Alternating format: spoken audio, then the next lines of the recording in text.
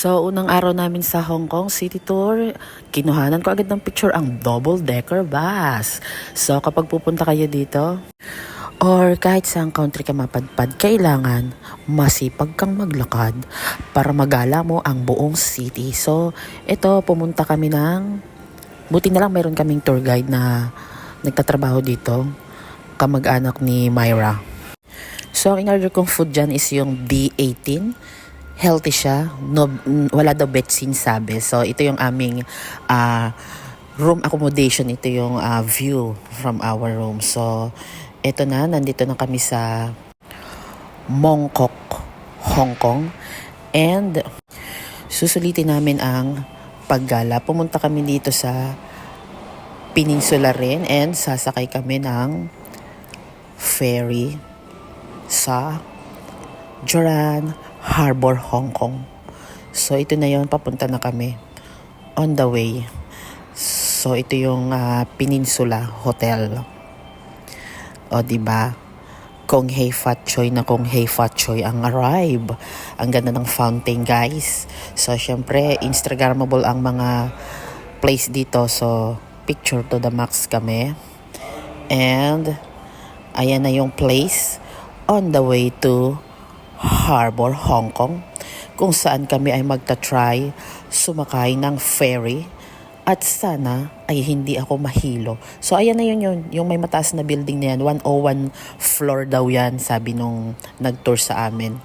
So, ayan na. Malapit na kaming sumakay. Ayan na yung clock, oh. So, eto na. Sasakay na kami ng ferry. O, diba? O, ang gaganda ng ferry, guys. At saka napakalamig dito. Diyos ko po, nanakit yung ulo ko kasi wala akong dalang bonnet. Akala ko kasi katulad lang to ng Pilipinas yung weather. Yun pala, totoo yung sabi ng mga friend ko na malamig daw dito during kapag December, January until March. So, akala ko naman kaya ko yung weather na wala akong dalang bonnet.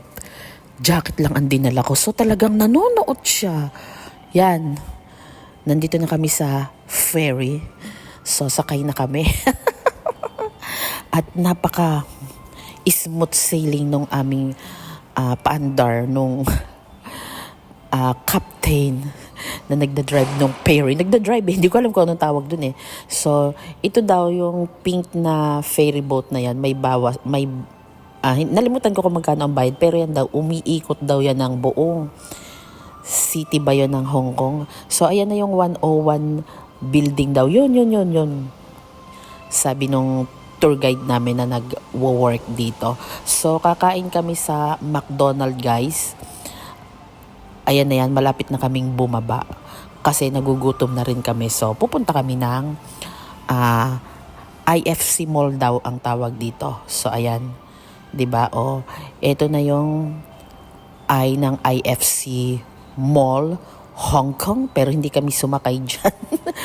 Nalulula kasi ako. So, ito na yung Wishing 3. Siyempre, nag-wish ako dyan, 'di ba?